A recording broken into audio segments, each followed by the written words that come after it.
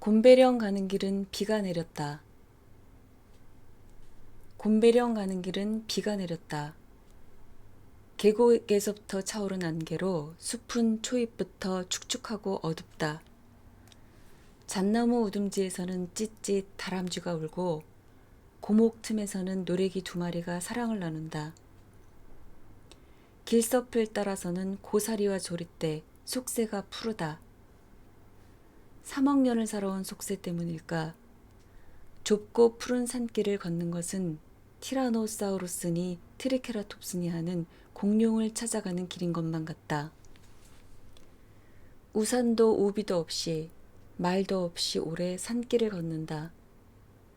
하늘이 보이지 않는 오래된 숲에서는 빗방울은 머리 위 나뭇잎에 먼저 떨어지고 그 다음 장난치듯 자잘하게 내 머리칼이며 얼굴에 흩어진다.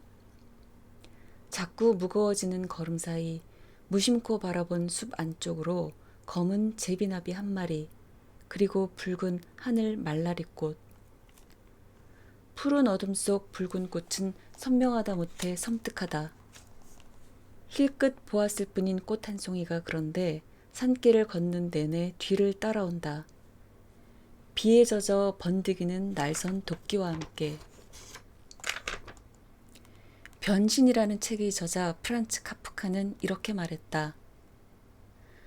우리가 읽는 책이 우리 머리를 주먹으로 한 대 쳐서 우리를 잠에서 깨우지 않는다면 도대체 우리가 왜 그 책을 읽는 거지? 책이란 무릇 우리 안에 있는 꽁꽁 얼어버린 바다를 깨뜨려버리는 도끼가 아니면 안 되는 거야. 고운 꽃 한 송이를 보고 왜 뜬금없이 유대인 작가 카프카와 그의 도끼가 떠올랐는지는 모르겠다. 하여간 도끼와 꽃과 비를 가슴에 안고 곰배령을 오르는 동안 숲 여기저기는 자줏빛 참여로꽃과 수줍은 노루발꽃, 그리고 보랏빛 둥근 이질풀꽃, 모두 예쁘다. 꽃. 휘파람 불듯 동그랗게 입술을 오므리고 혀끝으로 입 천장과 윗니 안쪽을 한 번만 탁 쳐주면 지천으로 피어나는 꽃. 내 인생의 꽃들. 내 20대의 꽃은 뭐니 뭐니 해도 시인 김춘수였다. 나는 너에게, 너는 나에게 잊혀지지 않는 하나의 의미가 되고 싶어 조바심치고 설득하고 분투하던 긴 시간. 그러다 결혼을 하고 아이를 낳으면서 김춘수는 슬그머니 베란다 라면 상자 안으로 사라졌다. 대신 3살짜리 아이가 내 인생의 유일한 꽃이 되어버렸다. 막대기 하나씩 주워들고 할 일 없이 아파트 단지를 산책하던 어느 봄날, 만개한 영산홍 앞에서 아이가 갑자기 걸음을 멈추었다. 그리고 외쳤다. 꽃! 아이는 이후 온 아파트 단지를 뛰어다니며 꽃을 연발했다. 동네 누나 꽃무늬 원피스까지 잡아당겼다. 현실의 꽃을 통해 아이는 꽃이라는 개념의 세계로 막 점프하고 있었던 것. 이런 의미 있는 녀석 같으니라고. 이후 더 많은 개념들을 배우고 익히기 위해 아이는 학교와 학원에 보내졌고, 나는 아이의 건강과 미래를 위해 미련 없이 내 인생의 꽃들을 고기와 생선, 싱싱한 과일과 바꿨다. 그렇게 내 인생의 꽃들은 사라졌다. 그러다 곰배령 깊은 숲에서 만난 푸른 어둠 속의 하늘 말라리꽃. 이제 나는 꽃을 어떻게 바라보아야 하는 나이가 되었을까?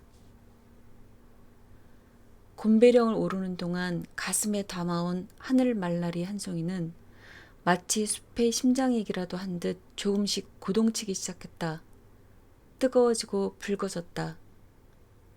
주변의 나무와 풀은 그 붉은 심장 하나를 빛나게 하기 위해 무채색으로 가라앉고, 안개는 골짝골짝 누비며 하늘 말라리 아닌 것들의 형체와 색을 지웠다.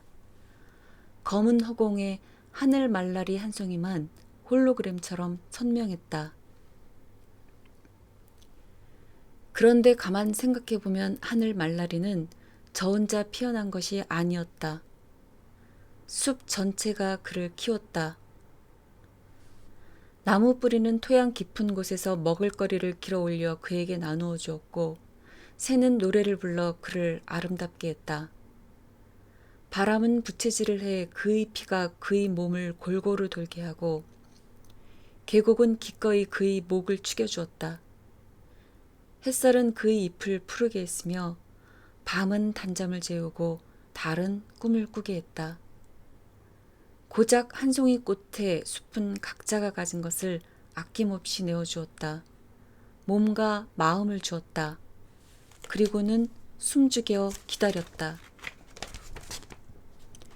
검은 산제비나비가 문득 그 명징한 주홍빛 꽃을 발견하고 그에게 날아가는 순간을, 하늘 말날이 오직 그 한 송이에 내려앉는 사랑의 순간을, 그 순간에는 다람쥐도 울지 않았다. 그것은 연대였다. 숲의 모든 것들이 힘을 합쳐 피워낸 아름다운 연대 말이다. 러시아의 사회사상가 크로포트키는 상호 부조론에서 이렇게 썼다. 끊임없이 서로 싸우는 종들과 서로 도움을 주는 종들 중 어느 쪽이 적자인가? 자연을 관찰해 보면 의심할 여지도 없이 상호 부조의 습성을 가진 동물들이 적자임을 바로 알게 된다. 상호 부조는 상호 투쟁과 마찬가지로 지극히 기나긴 인류의 진화 과정 속에서 유전된 본능이며 자연 법칙이다. 그런데 생존 경쟁에서 살아남기 위해서는, 특히 계속 종이 진화하기 위해서는 상호 부조의 법칙이 훨씬 중요하다. 상호 부조를 실천하라. 관목이나 숲, 강, 바다에서 우리에게 전해져 오는 슬로건은 바로 이것이다. 이제 17살이 된 아이는 오늘 밤에도 변함없이 학원에 간다. 세평 남짓한 C-2반에서 부등식, 원의 방정식, 함수, 유전법칙, 벡터를 배워올 것이다. 그중 연대라는 개념은 혹 있을까? 있으면 좋겠다는 생각 또는 없으면 좋겠다는 생각을 번갈아 하며 심야의 공원을 가로지른다. 공원 끝 대형마트로 가서는 무한 경쟁에 올라탄 아이에게 먹일 싱싱한 고기와 과일을 고른다. 그러면서 자꾸 최소한의 에너지로 최대한 행복하게 사는 법이라는 상호 부조 또는 연대를 생각한다. 우리도 그렇게 살 수 있을까? 경쟁으로 얼어붙은 이 바다, 숨가쁘고 외로운 바다를 연대의 꽃잎으로 깨부술 수 있을까? 고작 꽃으로 만든 도끼 하나로. 그리하여 다시 나는 너에게, 너는 나에게 잊혀지지 않는 하나의 의미가 될 수 있을까? 곰배령 정상에 마침내 닿자 리영은 대답 대신 세찬 비와 바람으로 사정없이 내 머리칼이며 목덜미를 후려쳤다. 2013년 8월